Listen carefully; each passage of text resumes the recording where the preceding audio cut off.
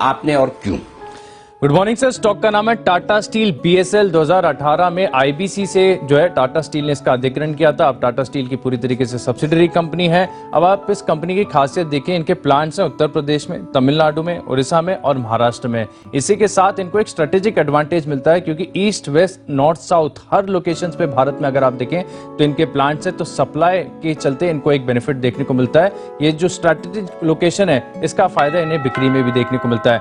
अब सीधा इसके ऊपर आते कि स्टॉक आगे आने वाले समय में आपको क्यों बढ़िया रिटर्न्स देगा। देखिए, दरअसल 2018 के बाद जब टाटा स्टील ने इसका अधिग्रहण किया था, आपको एक बहुत बढ़िया इसके में टर्न अराउंड नजर आएगा और इसका जो टर्न अराउंड है इसका इंपैक्ट आपको फाइनेंशियल्स और नतीजों में देखने को मिलता है। आप चौथी तिमाही के नतीजे देख लीजिए कितने शानदार देखने को मिले थे। इनका मुनाफा 318 गुना बढ़ा था, परसेंटेज नहीं टाइम्स 318 गुना बढ़ा था।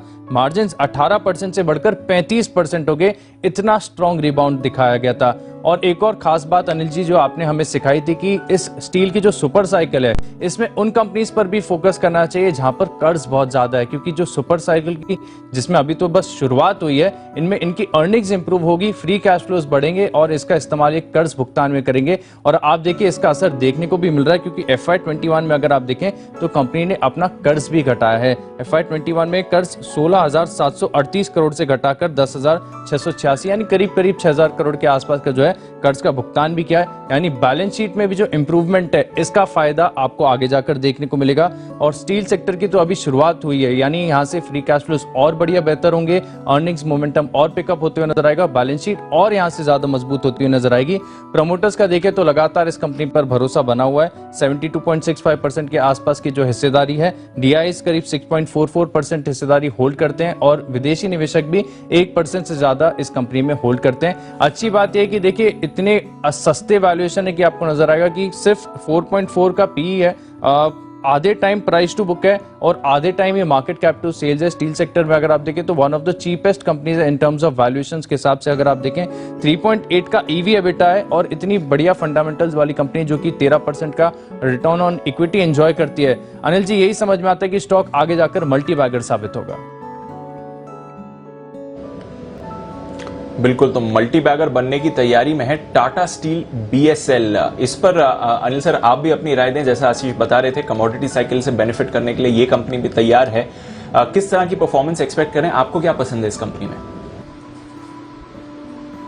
दीप बहुत ही बढ़िया कंपनी। और भूषण स्टील को जब से टाटा ने एक्वायर कर लिया उसके बाद तो आप देखिए जो मैनेजमेंट बदला है, जाहिर सी बात है टाटा स्टील से बढ़िया मैनेजमेंट स्टील कंपनियों में ही तो छोड़िए बाकी बाजार में भी मुश्किल है कि इस तरह का बेहतरीन मैनेजमेंट आपको मिले। तो बहुत ही टॉप क्लास मैनेजमेंट है और जो सेक्टर की समझ है वो बहुत ही गजब की। तो पूरी तरह से कंपनी इसी वजह से टर्न अराउंड होती हुई दिख रही है। पहली चीज तो ये। दूसरी बात है कि इस कंपनी के साथ सबसे बढ़िया खास बात है कि ये वैल्यू एडेड स्टील प्रोडक्ट्स जो बनाते हैं उनमें इनके लिए मार्जिन बहुत ज्यादा है। तो मार्जिन इनके हाई वैल्यू मार्जिन होने का सबसे बड़ा फायदा इन्हें मिलता है। और तीसरी और सबसे बड़ी चीज जो है वैल्यूएशन, बहुत ही अट्रैक्टिव वैल्यूएशन पर ट्रेड कर रहा है। अब इनका मर्जर जो होना है टाटा स्टील के साथ वो एक अलग चीज है। उसके लिए 1:15 का रेशियो, हर 15 शेयर जो टाटा बीएसएल के उनके बदले में टाटा स्टील का एक मिलेगा। लेकिन वैल्यूएशन गैप जो है उसके चलते हुए देखते हैं क्या रेशियो रिवाइज होता है या फिर मर्जर आगे टलता है। अब कब होता है ये कहना मुश्किल है, क्या होता है ये कहना मुश्किल है। लेकिन ओवरऑल अगर आप देखें तो अगर मुश्किल से 2.5 से 3 के फॉरवर्ड पी मल्टीपल पर वित्त वर्ष 2022 की अर्निंग पर अगर स्टॉक ट्रेड कर रहा है, सेल्स से कम मार्केट कैप है, बुक वैल्यू से कम पर ट्रेड कर रहा है, तो ऐसे में वैल्यूएशन गैप बहुत जबरदस्त है। और उस लिहाज से मुझे लगता है कि टाटा बीएसएल की एक री रेटिंग होने की पूरी संभावना बन सकती है। और यहां से भी 150 रुपए तक के टारगेट के लिए आपको टाटा बीएसएल में टाटा स्टील बीएसएल में खरीदारी करके रखना चाहिए। बहुत ही बेहतरीन स्टॉक है और हम पहले भी इसको 2000 वाली सीरीज में भी रिकमेंड कर चुके हैं। वापस मुझे लगता है यहां से भी एक अच्छी तेजी बन सकती है। बंसल जी ने भी इस स्टॉक को रिकमेंड किया है, पहले भी हिमांशु जी ने भी किया। बंसल जी एक बार जरा चार्ट देखिए टाटा बीएसएल के लिए क्या कुछ लेवल्स आ सकते हैं इसके लिए। देखिए अनिल जी, बढ़िया चार्ट है और मैंने और कुणाल जी ने इसको 50 रुपए के अराउंड 51-52 के टारगेट के लिए रिकमेंड किया था। और अभी जब ये स्टॉक रिकमेंड हो रहा है सिप के अंदर, तो खास बात है, काफी खास बात ये है कि 100-101 इसका एक मेजर लेवल है। इसके ऊपर स्टॉक ब्रेकआउट ले रहा है। 17 मई 2017 के हाइज के ऊपर स्टॉक ब्रेकआउट ले रहा है। एक बड़ी वाली नेकलाइन टूट रही है और अनिल जी ये बहुत बड़ी नेकलाइन है, इसके अगर आप टारगेट्स देखें, मतलब कि कंजर्वेटिव टारगेट देखें तो 156 का कंजर्वेटिव टारगेट निकल के सामने आता है। तो टाटा स्टील बीएसएल एक ओवरवेट खरीदारी का कैंडिडेट है।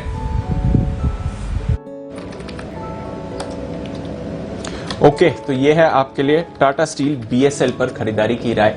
नजर रखिए इस काउंटर पर 150 तक के लेवल्स अनिल जी को आपको आते हुए दिख रहे हैं। तो यहां से 50% की तेजी बन सकती है और 26 अप्रैल को, यानी कि लगभग आप देख लीजिए 3-3.5 हफ्ते पहले अनिल जी ने 2000 में भी इसको रेकमेंड किया था, तब 60 रुपए के लेवल्स पर होता था।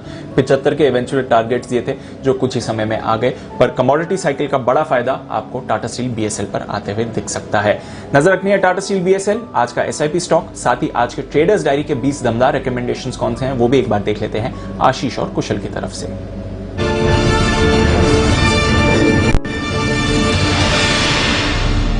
कैश का स्टॉक मैंने चुना है लवेबल लॉन्जरी, यहाँ पर आपको खरीदारी करनी चाहिए। 97 रुपए के लक्ष्य के लिए आप यहाँ पर खरीदारी करेंगे। अशोक लेलैंड में तेजी देखने को मिल सकती है। रिलायंस इंडस्ट्री सस्टेनेबल तेजी के लिए तैयार हो रहा है। डबल बॉटम फॉर्मेशन यहाँ पर डेली चार्ट पर स्पॉटेड है। वाटेक वबाग यहाँ पर भी तेजी देखने को मिल सकती है। 293-310 रुपए के लक्ष्य के लिए खरीदारी करेंगे। ओरिएंट सीमेंट अनुमान से बेहतर नतीजे, तेजी देखने को मिलेगी। सेल हर गिरावट में स्टॉक को आपको खरीदना चाहिए। 180 रुपए का लक्ष्य होगा। एमआरपीएल शानदार नतीजे दिए, अच्छी तेजी यहाँ पर देखने को मिलेगी। जीएमएम फॉडलर में एक रेंज ब्रेकआउट एक्सपेक्टेड है। 5100 रुपए के लक्ष्य के लिए आप खरीदारी करेंगे। बैंक ऑफ बड़ौदा में दिन के दौरान तेजी देखने को मिल सकती है और महिंद्रा सीआई यहां पर भी आपको तेजी करनी चाहिए। इन 10 स्टॉक्स में मेरा कन्विक्शन सबसे ज्यादा है सेल में। मैं मान रहा हूं मेटल स्टॉक्स में बढ़िया तेजी अभी भी बाकी है और जब भी यहां पर गिरावट आती है इन स्टॉक्स को आपको दोनों हाथों से अक्यूमुलेट करना चाहिए। 180 रुपए के लक्ष्य के लिए आप सेल में खरीदारी करेंगे। चलिए, आज का मेरा फोकस बीएफएसआई, रियल एस्टेट और साथ ही ऑटोज पर है। कैश बेस पे ब्रिगेड एंटरप्राइजेज दमदार नतीजों की एक्सपेक्टेशंस हैं। साथ ही फ्यूचर्स में कोटक महिंद्रा बैंक आपको खरीद कर चलना है। एचडीएफसी लिमिटेड भी काफी बेहतर लग रहा है। चार्ट स्ट्रक्चर के आधार पर प्रेस्टीज एस्टेट्स पे अच्छी तेजी आज आपको देखने को मिल सकती है। महिंद्रा हॉलिडेज 6 महीनों की अवधि के लिए निश्चित रह सकते हैं। स्ट्रॉन्ग रिबाउंड एक्सपेक्टेड है। आईजीएल में भी अगले 1 साल में 620 के लक्ष्य आपको हासिल होते हुए दिख सकते हैं। दमदार नतीजों के आधार पर क्लाइंट फार्मा पर खरीदारी कर चलिए। साथ ही माई चॉइस कैटेगरी में एक्साइड इंडस्ट्रीज और साथ ही आईओबी और आइशन मोटर्स, इन तीनों स्टॉक्स पर आपको खरीदारी करनी है। और इन सब में मेरा बेस्ट पिक आज के लिए है महिंद्रा हॉलिडेज का। अच्छा खासा रिवेंज ट्रैवल हमें अब देखने को मिल सकता है। जिस तरह से देश में कोविड के केसेस अब रिड्यूस हो रहे हैं, 6 महीनों की अवधि के लिए 250 का टारगेट आपको अचीव हो सकता है।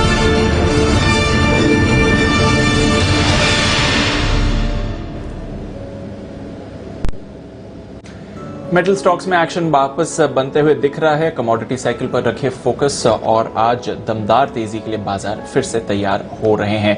आइए, रेट्स भी सेटल हो गए हैं और जानेंगे अनिल जी से कि अब ओपनिंग पर आपकी क्या रणनीति बननी चाहिए, जहां तक आज के बाजार का सवाल है। बस कुछ ही देर में रेट्स सेटल होने की तैयारी में है।